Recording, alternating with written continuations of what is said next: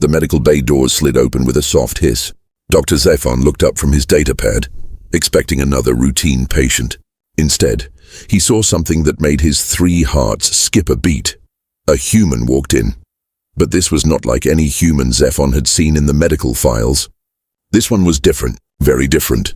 The human moved slowly, each step careful and measured. His clothes were simple, a dark jacket and pants that had seen better days. But it was not his clothes that caught Zephon's attention. It was his face. Scars. Everywhere. A long white line ran from his left temple down to his jaw. Another scar crossed his neck, faded but still visible. His hands, when he placed them on the registration desk, showed more marks, burns, cuts, and strange circular wounds that Zephon could not identify. "I need medical clearance," the human said. His voice was quiet, almost a whisper. Nurse Carla, a young Zentari with bright blue skin, stared at the human with wide eyes. She had never seen a human this close before. The stories about their species were unsettling. "Of course," Zephon said, trying to keep his voice professional. "Please, follow me to scanning room 3. The human nodded and followed without a word. The scanning room was the most advanced on the station. It could analyze any known species in the galaxy within seconds. Zephon had used it thousands of times. It never failed. "Please stand in the center circle," Zephon instructed. The human stepped into position. He stood perfectly still, his arms at his sides. His eyes were closed, but Zephon noticed something strange. The human looked peaceful, like he had done this many times before. Zephon activated the scanner. The machine hummed to life. Blue light began to sweep over the human's body, collecting data. Zephon watched his screen, waiting for the usual readings: height, weight, species confirmation, health status. Instead, the screen flickered. "That's odd," Zephon muttered. He tried again. The scanner made a sound Zephon had never heard before, a sharp beeping that grew faster and faster. Red warning lights began to flash around the room. "What's happening?" Nurse Carla asked, her voice shaking. Zephon stared at his screen in disbelief.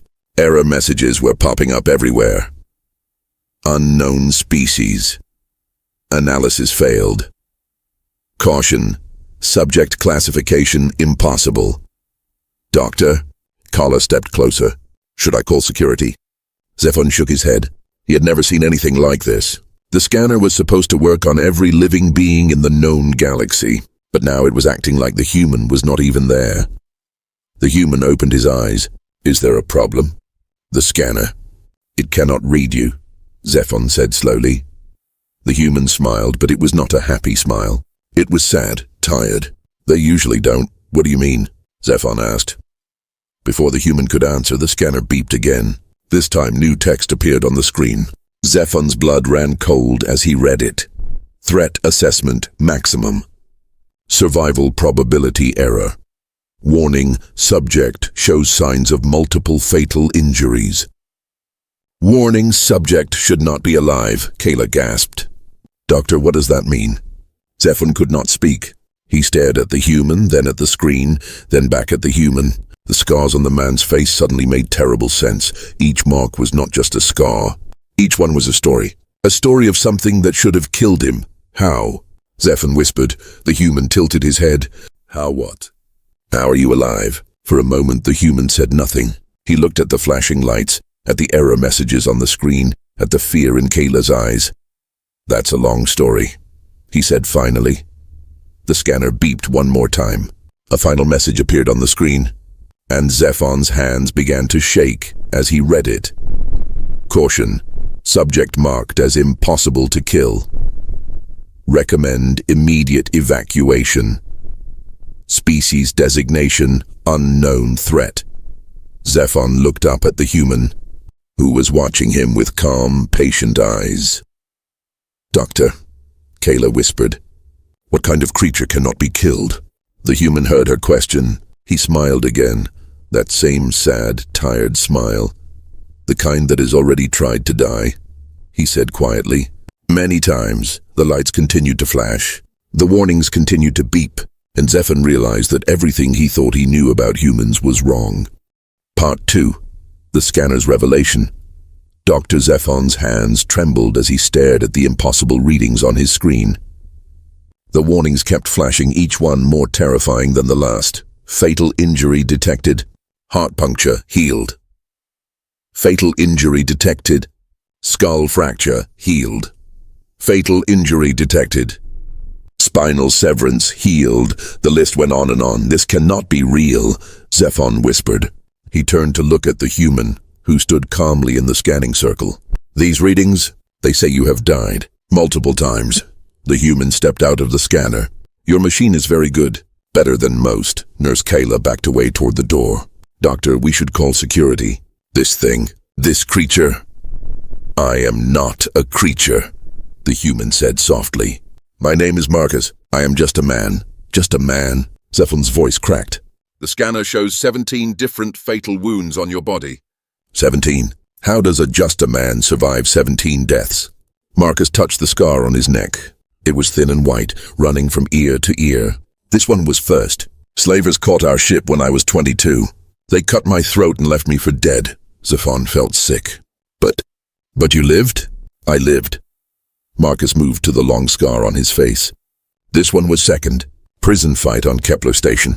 Blade went deep. Should have hit my brain. Should have, Carla whispered from the doorway. But it did not. Marcus rolled up his sleeve. Burn marks covered his arm, strange and circular. These are from energy weapons. 3 different battles. Each shot was meant to kill. The scanner beeped again. New text appeared. Poison resistance maximum. Radiation resistance impossible levels. Cellular regeneration unknown pattern. Zephon sat down heavily in his chair. His medical training told him this was impossible. No species in the galaxy could survive such damage, not even the famous Carathian healing masters. The machine is lying, he said desperately. It has to be lying. Marcus pulled his jacket off. Underneath, his shirt was thin and old. Through it, Zephon could see more scars. So many more. Lines and circles and strange patterns that covered the human's chest and back. Each mark tells a story, Marcus said. Would you like to hear them? No, Kayla said quickly. No, we do not want to hear them. But Zephon found himself nodding. He was a doctor. He needed to understand. Marcus pointed to a round scar near his heart. Plasma rifle. Close range.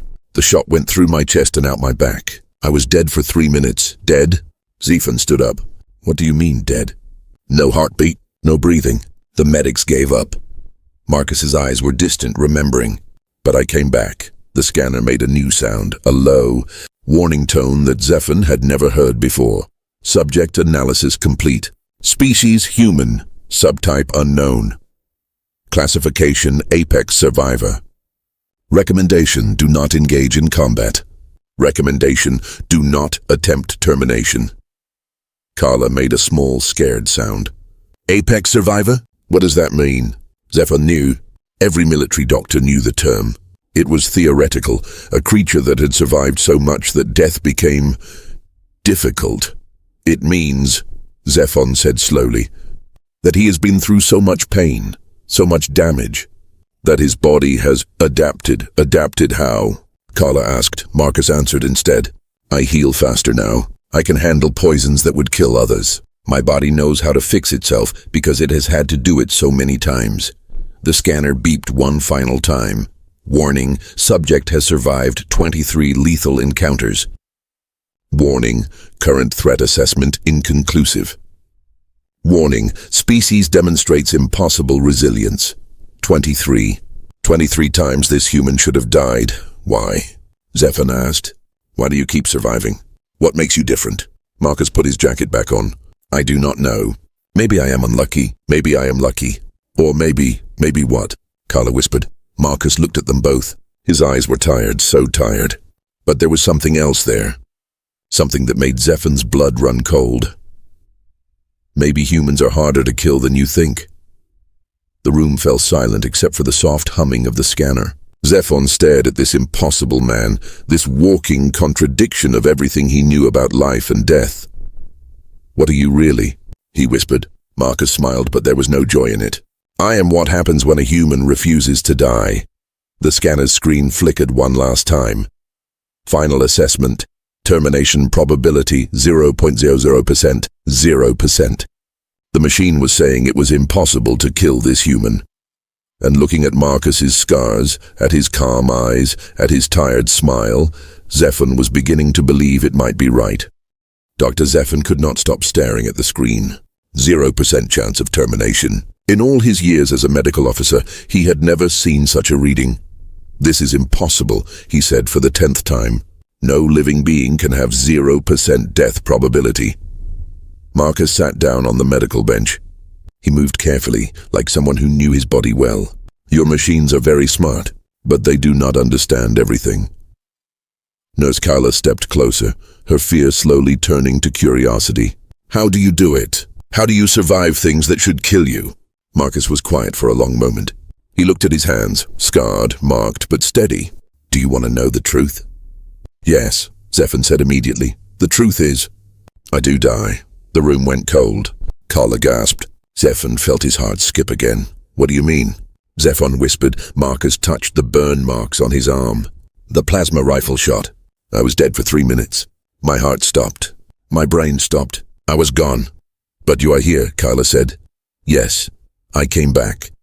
Marcus's voice was very quiet. "I always come back." Zephon sat down across from Marcus. His medical mind was racing. "That is not how death works. When the brain dies, when the heart stops, it is over." "For most people, yes." Marcus rolled up his other sleeve. "More scars, more stories. But humans, we are stubborn." "Stubborn?" Carla laughed, but it was not a happy sound. "Death is not about being stubborn." Marcus looked at her. "Is it not?" He pointed to a jagged scar on his shoulder. "This was on Titan Colony. Building collapse. A metal beam went through my chest, pinned me for 6 hours before rescue found me." "How did you survive 6 hours with a beam through your chest?" Zephon asked. "I did not want to die." Marcus said it like it was the most normal thing in the world. "My daughter was only 5 years old. She needed her father, so I stayed." "You stayed?" Carla shook her head. "People do not just choose to stay alive. Humans do." The scanner beeped softly. New information appeared. Psychological analysis. Subject shows extreme willpower. Mental resilience, off scale. Survival instinct, maximum possible. Zephon read the data with growing amazement. "Your willpower? The scanner cannot even measure it." Marcus nodded. "When I was dying on Titan, something inside me refused to quit. Even when my body gave up, my mind said no. And somehow my body listened." "That is not science," Zephon protested. "Mind over matter is just a saying, is it?" Marcus stood up and walked to the scanner. "Try it again." "What?" "Scan me again. This time, watch what happens." Zephon hesitated, then activated the scanner. The blue light swept over Marcus again, but this time, something different happened. The readings changed while they watched. Heart rate, 45 BPM. Heart rate, 30 BPM.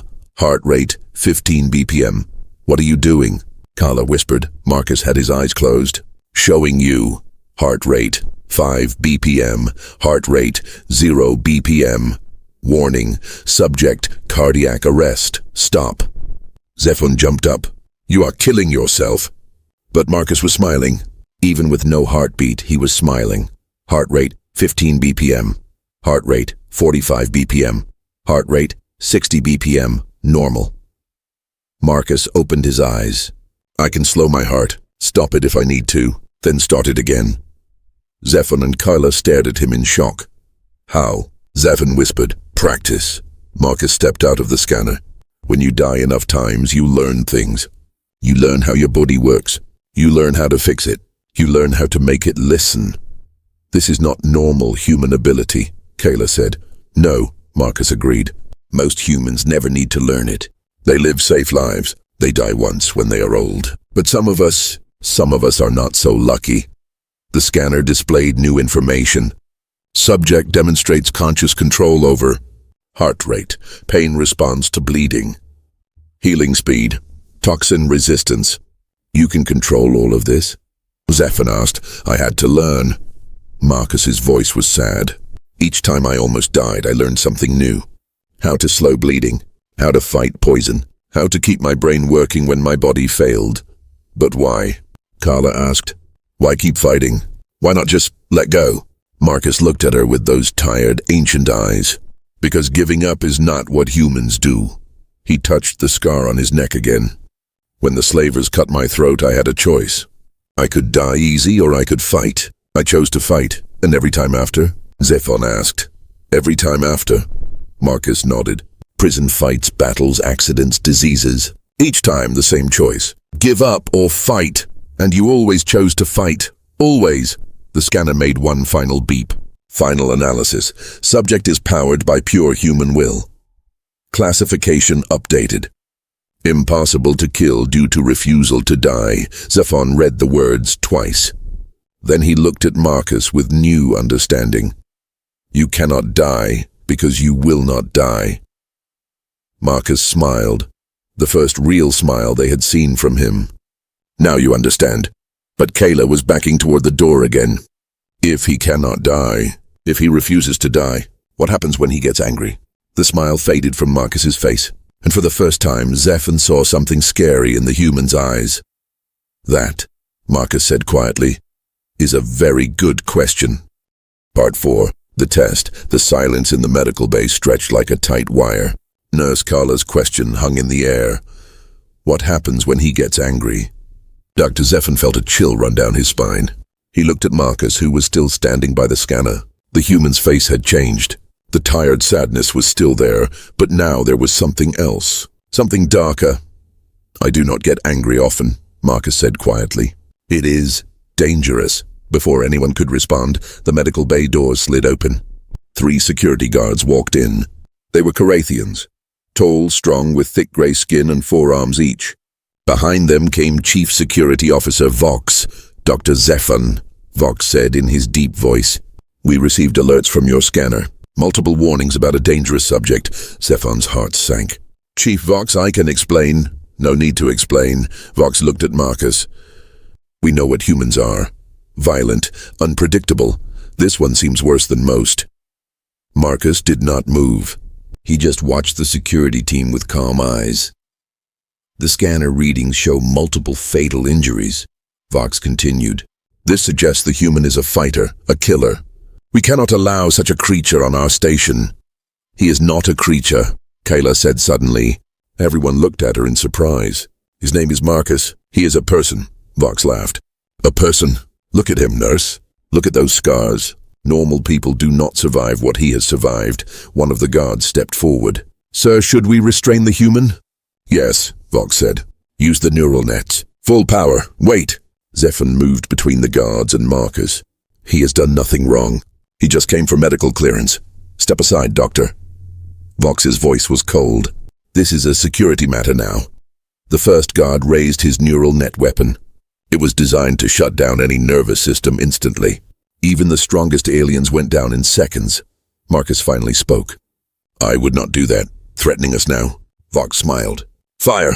The guard pulled the trigger. Blue energy crackled through the air and hit Marcus in the chest. The human's body went rigid for a moment. Then he smiled. That tickled, he said. The guard fired again. More blue energy. Marcus did not even flinch this time. Impossible, the guard whispered. Nothing can resist neural nets. I told you, Marcus said.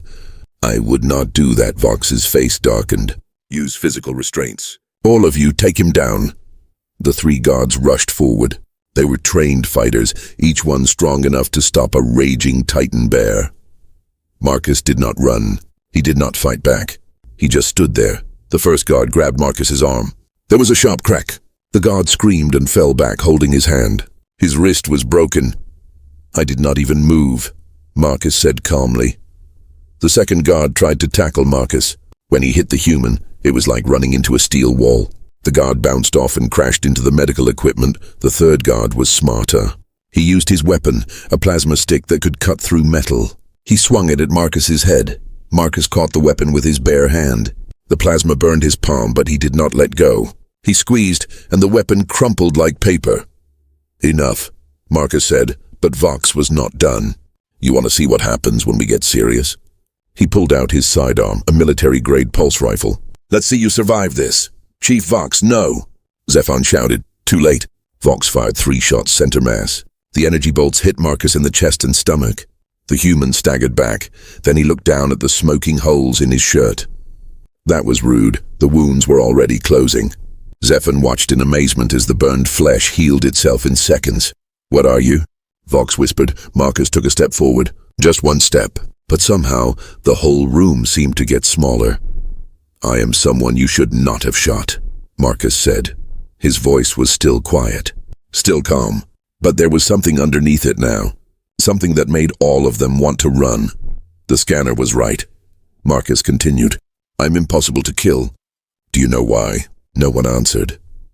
"Because I have been through worse than anything you can imagine. I have been shot, stabbed, burned, poisoned, crushed, and blown up. I have died and come back so many times that death is just inconvenient." He took another step. The guards backed away. "But the real reason I cannot die," Marcus said, "is because when someone tries to kill me, I get angry. And when I get angry, the lights flickered. Not because of any power failure, but because Marcus's presence somehow filled the room like a storm. When I get angry, I remember every person who ever hurt me, every slaver who cut my throat, every prisoner who tried to kill me, every enemy who thought I was weak." Vox tried to raise his weapon again. His hands were shaking too much. And then, Marcus said, "I show them what a human looks like when we stop being nice." The scanner behind them started beeping frantically. "Warning, subject anger levels rising. Warning, threat assessment increasing. Warning, recommend immediate evacuation." But Marcus was not attacking. He was just standing there looking at them with those tired ancient eyes. And somehow that was more terrifying than any weapon. "I came here for medical clearance," he said quietly. "I did not come here to fight. I do not want to fight." He looked directly at Vox. "But if you try to hurt me again, you will learn why the scanner says I cannot be killed." Vox's weapon clattered to the floor. His hands would not stop shaking. "Because the truth is," Marcus said, "I am not hard to kill because I am strong. I am hard to kill because everyone who has tried—" He paused, and his smile was sharp as a blade. "Is already dead." Part 5. The Truth Revealed. The medical bay was silent except for the sound of Chief Vox's heavy breathing. The 3 security guards lay on the floor, one holding his broken wrist, another unconscious from hitting the wall, the third staring at Marcus in pure terror. Marcus stood in the center of it all, completely calm.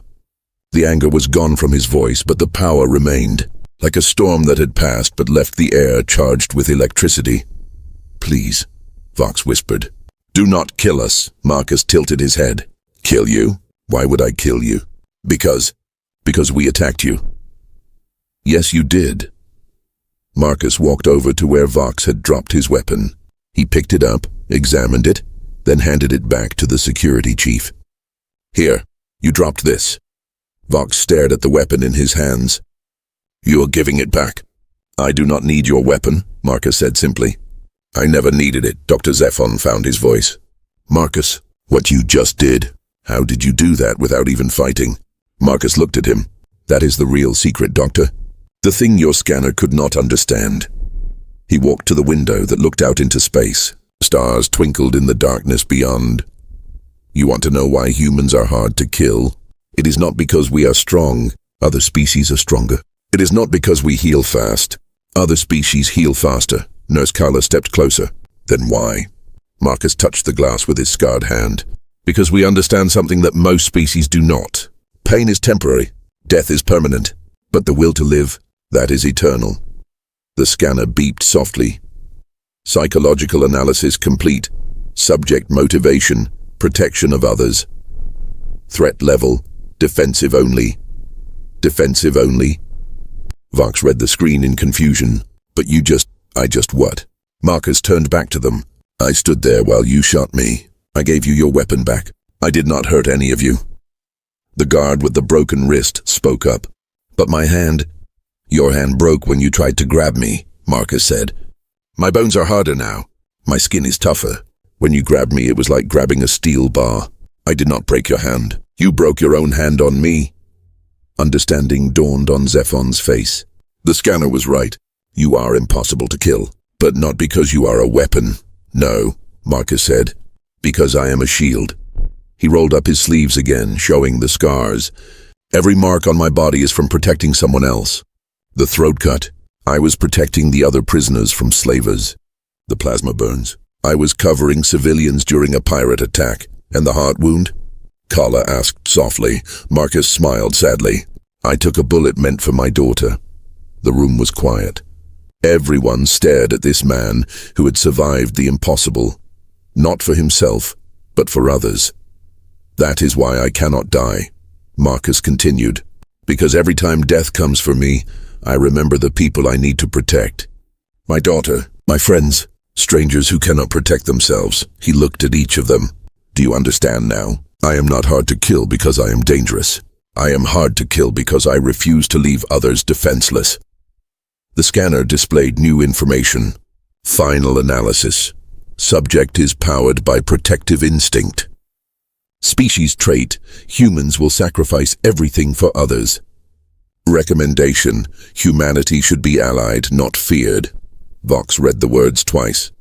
Allied, your species judges others by their ability to kill, Marcus said. Humans judge others by their willingness to protect. We do not survive because we are good at war. We survive because we are good at sacrifice. He walked over to the injured guard. May I? The guard nodded, still holding his wrist. Marcus gently took the injured hand and examined it. Clean break, he said. It will heal well. He looked up at the guard. I am sorry you were hurt. That was not my intention. You are apologizing to me? The guard asked in amazement. I tried to capture you. You were doing your job, Marcus said. You thought I was dangerous. You were protecting your station. I understand that. Dr. Zephan stepped forward. Marcus, your medical clearance. After everything that happened, approved, came a new voice from the doorway. Everyone turned. Station Commander Thys stood in the entrance. A tall, elegant Arcturian with silver skin and wise eyes. She had been watching from the corridor. Commander, Vox stood up quickly. But the security protocols are designed to protect us from threats, Commander Thys said. This human is not a threat. He is exactly what our galaxy needs. She walked over to Marcus. I have been watching the scanner feeds. I saw everything. Your restraint, your compassion, your strength used only for protection. Marcus nodded respectfully. Commander, tell me, she said, why did you come to our station? Medical supply run, Marcus answered. There is a colony ship with sick children. They need medicine. And you volunteer for this dangerous work. Marcus shrugged. Someone has to, Commander Thys smiled. Dr. Zephan, approve his clearance immediately. And Chief Vox. Yes, Commander? I want a full security escort for Mr. Marcus, not to guard against him, but to guard with him. If he is protecting children, then we will help him protect children. Vox looked confused. But Commander, the regulations say we protect the innocent, Commander Thys said firmly. This human has spent his life protecting the innocent. That makes him one of us. She turned back to Marcus. You said you have a daughter? Marcus said quietly. She died of plague 3 years ago. I was too late with the medicine. I am sorry. That is why I do this work now, Marcus said. So other fathers are not too late. The scanner beeped one final time. Analysis complete. Subject classification hero. Species assessment. Humans are guardians. Final recommendation, protect them. And they will protect everyone. Commander Thys read the final assessment and nodded. Hero. Yes, I think that is the right word. She looked around the room at her crew. Let this be a lesson to all of us. We thought the scars on this human meant he was dangerous, but they really meant he was brave. Marcus picked up his jacket and put it on, covering the scars once again. The medicine? He asked. Already being loaded onto your ship, Commander Thys said. With a few extra supplies. On the house, thank you. As Marcus walked toward the door, Nurse Kayla called out, Marcus, will we see you again? He paused at the threshold. Probably. I seem to need medical clearance a lot. Because of the dangerous work? Marcus smiled. The first truly happy smile they had seen from him. Because there are always children who need protecting. He walked out, leaving behind a room full of people who finally understood what it meant to be human. Not the ability to kill, the refusal to let others die. The end.